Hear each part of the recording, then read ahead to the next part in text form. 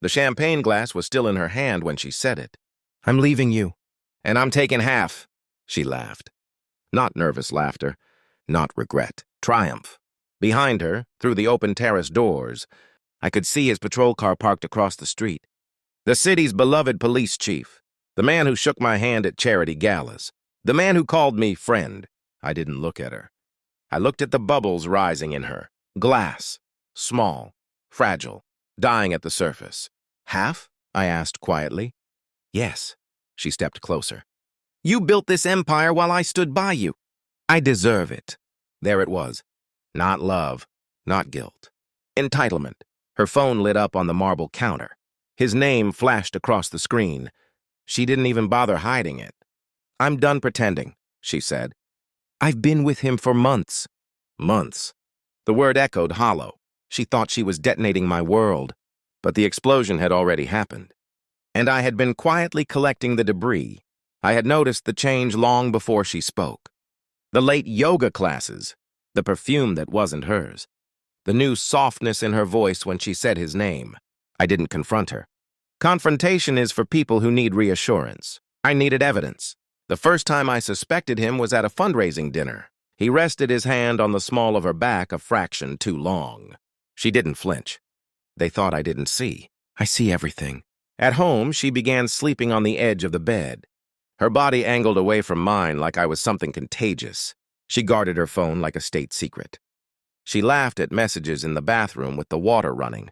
One night, she came home at 2 a.m. No apology, no explanation, just a smirk. "I was with friends." "Of course you were."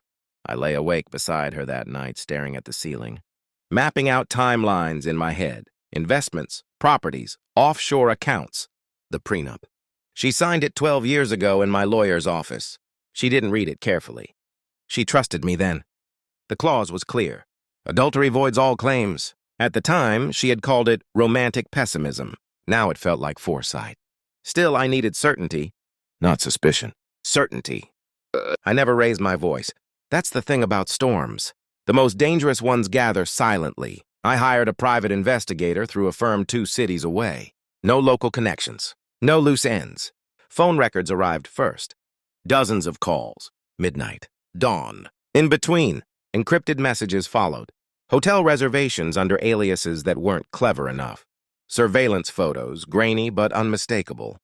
Her hand in his mouth against her neck.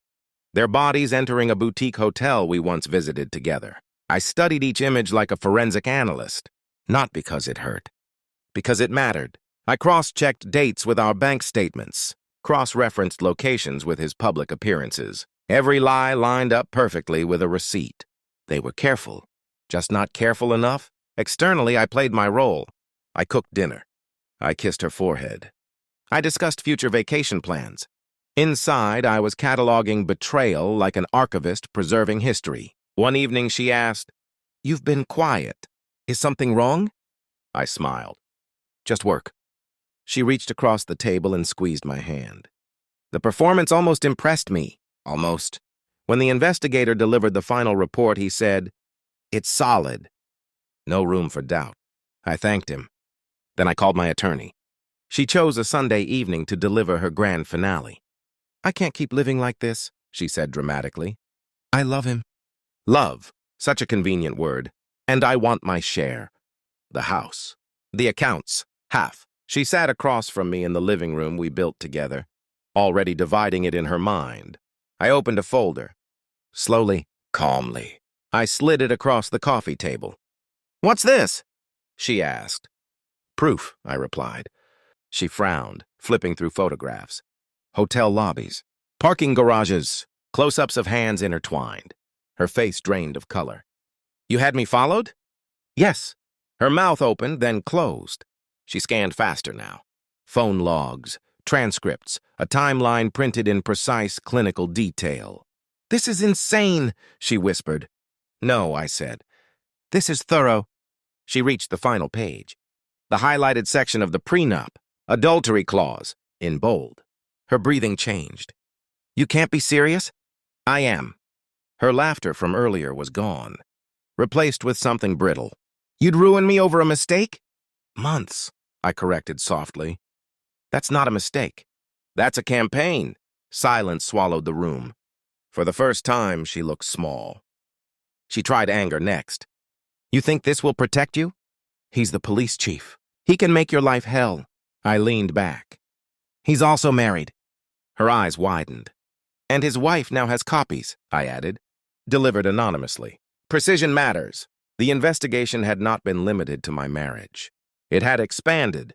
Strategically, within 48 hours, the chief's spotless reputation fractured. An internal review began. His wife filed for divorce. The local press caught the scent of scandal. Power collapses quickly when hypocrisy is exposed. MHE didn't answer. The next morning, she stood in the kitchen, mascara-streaked, voice shaking. My wife called him that night. I heard the panic through the bedroom wall. Please, she said. We can fix this. There it was. Not love for him. Fear for herself? You said you were taking half, I reminded her. I didn't mean... I know exactly what you meant. I handed her a second envelope. Divorce papers. Pre-signed. Prepared weeks ago. You planned this, she whispered. Yes. She searched my face for rage. For heartbreak. For something she could manipulate. She found nothing. Because I had already grieved. Already detached. Already moved on in ways she couldn't see. You'll regret this, she said. I stood. No, I replied. You will. The house feels larger now, quieter, cleaner. Her laughter no longer echoes through the halls. Her perfume has faded from the sheets. The closets are half empty. She received nothing. No house, no accounts, no sympathy. Only consequences. The police chief resigned 3 weeks later. A statement about personal matters. A public unraveling disguised as dignity. As for her, she rents an apartment across town. I hear things. Regret travels fast in small circles. But I don't look back. I review contracts. I expand investments. I sleep deeply.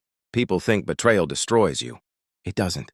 If you're patient, it clarifies. She thought she was walking away with half my empire. She forgot she signed it away the moment she chose him. In the end, I didn't lose a wife. I removed a liability. And I never once raised my voice.